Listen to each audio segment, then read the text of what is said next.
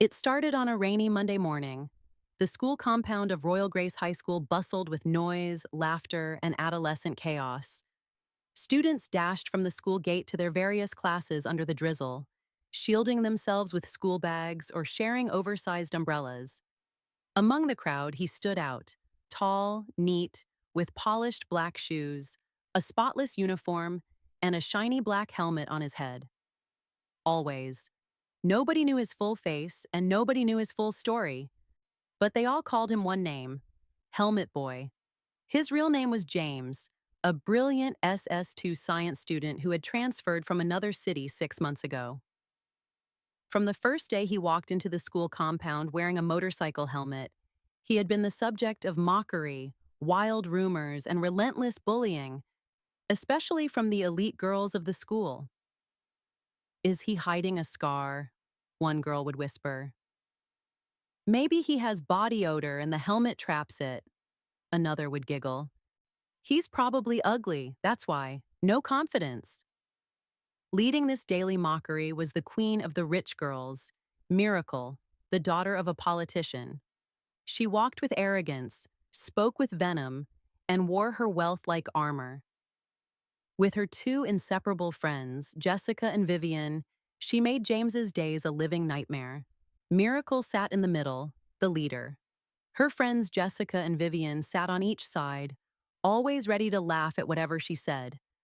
They would sometimes block his way in the corridor. "Hello, astronaut," Jessica would say mockingly. "Going to the moon again today?" Vivian would laugh. James never replied, not even once. He simply walked past them, quiet and composed, helmet on, head slightly bowed. Miracle narrowed her eyes as he passed. She hated that silence. She hated that he didn't even look at her. Every day the bullying continued. Every day the laughter grew louder. And every day James stayed silent. To Miracle, silence felt like defeat. To James, silence was his only weapon. But not everyone treated him with cruelty. Amanda did not. She was different, calm, observant, and intelligent. She always wore clean, patched uniforms and walked to school every day from the village settlement at the outskirts of the town. Her father, a local carpenter with a workshop made of planks and zinc, struggled daily to make ends meet. Her mother roasted corn by the roadside, fighting off smoke and flies to earn a living. And despite her family's financial situation, Amanda held herself with grace. She didn't gossip, she didn't mock, she observed. And what she observed in James was something no one else did: peace. She never joined in when others laughed at James. She never called him names or spread rumors. She just watched. Every day she saw how Miracle and her friends mocked him. She saw how the whole school whispered and laughed whenever he passed. And she saw how James never spoke, never fought back, and never even raised his head. One afternoon, when the sun was soft and the school compound was quiet, Amanda found him sitting alone under the old mango tree behind the school. The branches stretched wide, giving cool shade. Amanda walked slowly and sat beside him. James turned his helmet slightly as if surprised. "You don't talk much," she said softly, her voice like a calm breeze. James didn't reply. He just sat still, his hands resting on his knees. Amanda smiled gently. "You don't need to remove the helmet," she said. "I just like sitting with you." James's head tilted a little, but he stayed silent. From that day, Amanda always came to sit with him during lunch breaks. Sometimes she brought roasted corn or small biscuits. She would break them into two, give him one half, and eat the other. Sometimes they didn't talk at all. They just sat together watching birds fly over the school fence or leaves fall from the mango tree.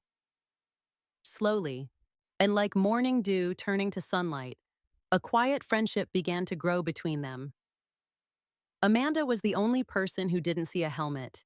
She saw James, and for the first time, James felt seen. Weeks passed. The bullying continued, but James didn't seem to care anymore. Amanda's presence gave him something stronger than silence: comfort. Then, one day, something changed. It was during the school's annual cultural day. Everyone was allowed to dress in their native attire, and the school compound was filled with color. Bright cloths hung on the walls like dancing flags. The smell of puff puff, jollof rice, and roasted meat filled the air. Laughter echoed as students set up stalls to display their culture. Amanda came with a shy smile on her face. She wore a simple Ankara gown, the sleeves slightly faded, the hem neatly sewn by her mother's hands. Though her outfit wasn't flashy, there was a glow about her. Her calmness and grace made her stand out more than gold jewelry ever could. Some students pointed at her and whispered, "Look at Amanda! Even in a simple gown, she's pretty." But Amanda didn't hear them. Her eyes searched the crowd for one person, James. When she finally saw him, her steps slowed. James stood tall at the edge of the compound. He wore a perfectly tailored senator outfit, deep blue like the evening sky, and on his head the same shiny black helmet. And the students couldn't believe it. "He's still wearing it," one boy laughed. "Even on cultural day," another said, shaking his head. James didn't care. He walked calmly like a king who didn't need to explain himself. Amanda met him under their mango tree. The leaves swayed gently above them, throwing cool shadows on the ground. Amanda looked at him, her voice soft. "James, why do you keep the helmet on? Today is different. Everyone is showing who they are. You can too."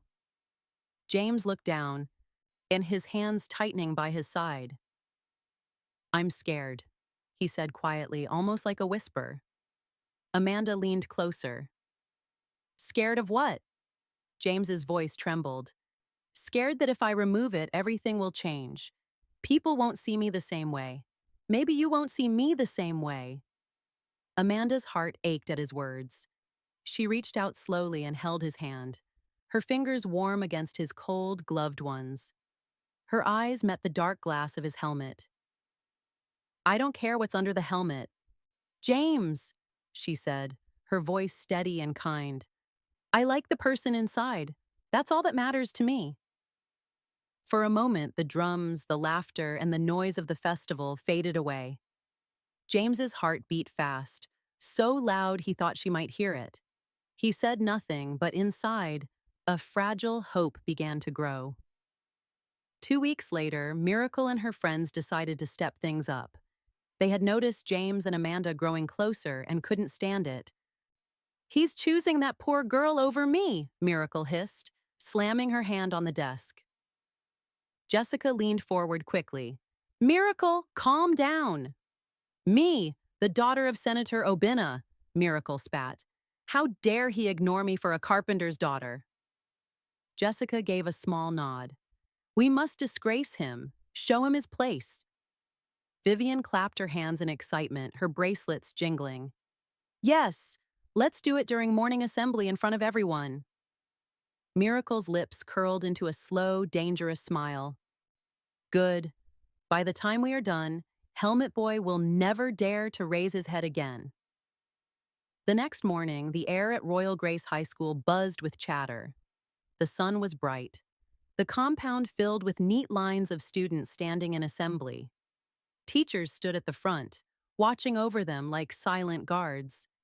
James stood quietly at the edge, helmet on, hands in his pockets. Amanda stood beside him, her heart calm but watchful. Miracle walked to the podium, on her steps loud and full of pride. She held the microphone, her face sweet like honey hiding a thorn. "Good morning, students," she greeted, smiling like a queen addressing her subjects.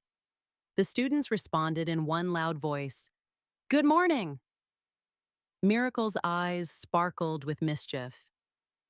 "Today," she said sweetly, "we are going to celebrate honesty and truth." Some students clapped without knowing why. Then her voice grew louder, sharper. "And what better way to celebrate than to finally reveal the biggest mystery in our school? Helmet Boy!" Heads turned instantly toward James. Gasps spread through the crowd like fire through dry grass. Miracle pointed straight at him, her smile wide. "James, come forward and remove that helmet. Let us see the face you've been hiding." The assembly ground went wild. Some students started chanting, "Remove it! Remove it!" The sound grew louder, echoing across the compound. James froze where he stood. His hands tightened into fists. Inside the helmet, his breathing quickened. Amanda's voice rose above the noise. "Stop it! Leave him alone!" she shouted, pushing forward, but no one listened. Miracle's eyes gleamed with victory as she leaned into the mic. "What are you hiding, James? Are you ashamed? Or are you just too proud to show us your true face?" The chanting grew stronger. "Remove it! Remove it!" Amanda's heart pounded. She turned to James, seeing her voice trembling but firm. "Don't do it, James. You don't owe them anything." But James knew this moment couldn't be escaped. Slowly, he began to walk forward, the noise of the crowd growing with every step he took. "I'll remove it," he said quietly. The crowd went silent. The noise stopped. No laughter, no chanting, just silence. Even Miracle blinked in surprise. Amanda's heart raced. Her hand reached for him. "James, you don't have to," she whispered, but he gently stepped away. Slowly, his fingers found the strap under his chin. He unhooked it with one soft click. The sound seemed to echo louder than the school bell. Then, with careful hands, James lifted the helmet. Gasps burst through the crowd like a clap of thunder. Some students covered their mouths. Others staggered back. A few just stood frozen, their eyes wide. James's face shone under the morning sun. His skin was smooth. No scars, no burns, only perfection. His jawline was strong and sharp, like it had been carved from stone. His bright brown eyes held a calmness that drew everyone in. He looked like someone who belonged on the cover of a magazine, not hiding behind a helmet. Miracle's mouth fell open. Her lips trembled, but no words came out. Jessica leaned closer to Vivian and whispered, her voice shaky. He's handsome, so handsome." Vivian held her head in shock, whispering, "This can't be real." The same students who had laughed now stood in awe. But James didn't look at them. He didn't smile. He didn't bow. He simply turned around, holding the helmet in one hand, and walked away slowly. Each step was heavy, but his shoulders were straight. Amanda's chest tightened. She ran after him, calling softly, "James, wait!" Behind the classrooms, they stopped. "Why did you hide your face all this time?" she asked. James sighed. "Because I didn't want to be liked for my face. My parents are wealthy. I've transferred schools 3 times. And every time the same thing happens, people rush to be my friend just because of how I look or the car that drops me. I got tired. I wanted something different. I wanted something true." Amanda nodded slowly. He continued. "The day I met you, you never asked me anything about the helmet. You just sat with me. No judgment, no demands. That's when I knew I had found what I was looking for." Tears welled up in Amanda's eyes. "But I'm poor, James. You deserve someone better. Someone who wears clean shoes every day, not someone whose mother sells roasted corn by the road." James held her hand. "No, Amanda. You're the best thing that ever happened to me. I wore a helmet to hide my face, but you saw my heart. That's love." She smiled, a tear running down her cheek. They stood there holding hands while the afternoon breeze whispered through the trees. It was supposed to be a victory. James had removed the helmet. Amanda had smiled. The truth of his identity, his handsome face, his calm nature, and his unusual desire to be loved for more than appearances had finally come to light. He had found love in Amanda, the quiet, sincere girl who had seen past the helmet and into his heart. But when James took Amanda home for the first time, everything changed. They sat in the grand living room of his parents' mansion. Amanda, in her clean but faded gown, sat upright and respectful. James held her hand tightly, not caring what anyone thought. His mother, Mrs. Daramola raised a perfectly arched brow. So, Amanda, right? She asked, her tone polite but cold. Yes, ma'am, Amanda said with a calm smile. Who are your parents? My father is a carpenter and my mother sells roasted corn. Silence. Mr. Daramola cleared his throat. James still held Amanda's hand, but it was beginning to tremble. What exactly do you want with our son? Mrs. Daramola continued. Do you think this is some fairy tale? Love and poverty? Is this a plan to upgrade your family status? Mommy, James snapped.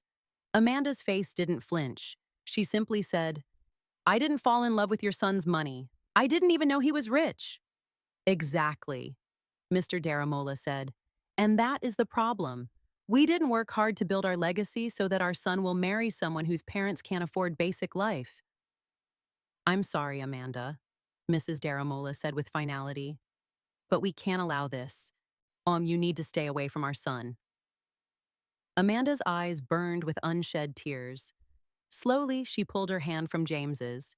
She stood, her back straight, her dignity shining through her pain. Thank you for the tea, she said softly, though her voice trembled. Then, without another word, Amanda turned and walked out of the mansion. Her footsteps were steady, but inside her heart, tears fell like rain. Behind her, James called her name, his voice cracking, but Amanda didn't stop. Some pain must be carried in silence. The next day, Amanda didn't come to school. James searched the hallways, the schoolyard, even under the mango tree where they always sat. Nothing. When the lunch bell rang, his heart sank even deeper. Amanda was still nowhere to be found. Maybe she's just late today, James whispered to himself. But deep down, he felt something was wrong. After school, he ran straight to her house. He knocked on the wooden door, his chest tight. Amanda's mother came out slowly, wiping her hands on her wrapper. Good evening, Ma, James greeted breathlessly. Is Amanda home? The woman's eyes shifted. No, my son, she isn't here, she said, her voice calm but strange. She went out? James frowned. Where did she go? Did she say when she'd return? Amanda's mother shook her head quickly, almost too quickly. No, she didn't tell me. Then she closed the door before he could ask more. The next day, James waited outside her house before sunrise. He waited as the morning grew bright, watching every path, hoping Amanda would appear, but she didn't. His heart pounded harder with each passing hour. He knocked again. No answer. He called her number again and again. It rang, but no one picked up. By the third day, James was losing his mind. Then something unexpected happened. James sat in his room, his eyes red from lack of sleep. He had not seen Amanda in days. He didn't know where she was or why she had left without a word. When he finally came downstairs for dinner, his mother was waiting for him. Mrs. Daramola sat at the dining table, her posture straight, her voice sharp. James, she said, enough of this nonsense. You will now focus on Miracle. James's head snapped up. What? He asked, his voice rising. No, she bullied me from the very first day I came to this school. Mrs. Daramola's eyes darkened like a storm cloud. You will do what is right for this family, she said coldly. Miracle comes from a powerful home. Her father's a senator. Her uncle owns banks. Our families together will be unstoppable. James's fists clenched. I don't care about power. I care about Amanda. You will forget that girl, his mother snapped, slamming her palm on the table. She is gone, and you will never speak of her again. James's breath shook, but he said nothing more. Inside, his heart broke like dry wood underfoot. On the very next week, Miracle's plan began. She started acting like James's girlfriend, not in private, but in front of everyone. She would stand outside his class holding snacks. When he walked past, she laughed loudly, her voice echoing down the corridor. Jessica and Vivian joined in, pretending to be her biggest cheerleaders. They snapped pictures of James and Miracle standing together and posted them online. Soon, the school was buzzing with whispers like bees around honey. James and Miracle are dating now, one boy said. I knew it. Helmet Boy was just waiting for the right girl, another added. Someone else laughed. Amanda never stood a chance. Money always wins. The rumor spread so fast that by the end of the week, everyone believed it. One evening, when the school was almost empty, Amanda returned quietly. She'd come to collect her forgotten math book. Her steps were slow, her heart heavy. She just wanted to slip in and out without being seen. But fate had other plans. As she walked past the lockers, Miracle appeared with Jessica and Vivian. Miracle's lips curled into a cruel smile. Well, well, look who decided to crawl back, she said, her voice full of mockery. Still hanging around? Amanda froze but didn't answer. Jessica laughed, her voice sharp. Carpenter's daughter, did you come to clean the floors too? Amanda looked up. I'm not here for James. Oh, we know. Vivian jumped in. You were never in his league anyway. Jessica laughed. I mean, helmet or no helmet, you're still a carpenter's daughter. Miracle stepped closer. You had your moment, Amanda, but in real life, connections win. Love is cute, but money talks. Amanda said nothing. She picked up her book and walked away, but her heart was breaking. James hated every second of the fake relationship with Miracle. He missed Amanda's silence, her genuine laugh, and the way she saw him, even with the helmet on. I don't want this, he shouted one evening. You'll learn to love her, his mother insisted, just like your father learned to love me. But James didn't want forced love. He wanted Amanda. He went back to her house again and again. No one answered the door. Until one day, someone did. But it wasn't her parents. It was a man in a dark suit with an earpiece. Can I help you? The man asked. James blinked. I'm looking for Amanda. Amanda doesn't live here anymore. Where did she go? Who are you? The man gave him a card. Office of the Executive Governor, security detail. James stared at it, confused. That same week, the school buzzed with news. A state vehicle had pulled up to the assembly ground. The principal and staff all stood at attention. Gasps spread through the crowd. Whose car is that? One boy whispered. Another girl clutched her friend's arm. It looks like the governor's convoy. The principal's eyes widened. Staff with me, quickly, he barked. Teachers hurried after him, nearly tripping over themselves as they rushed to the gate. The car stopped in perfect formation. The door of the main car opened slowly, and then Amanda stepped out. But she wasn't wearing her school uniform, no simple patched dress. Instead, she wore a beautiful, formal gown, flowing and elegant, her hair neatly packed like a queen's crown.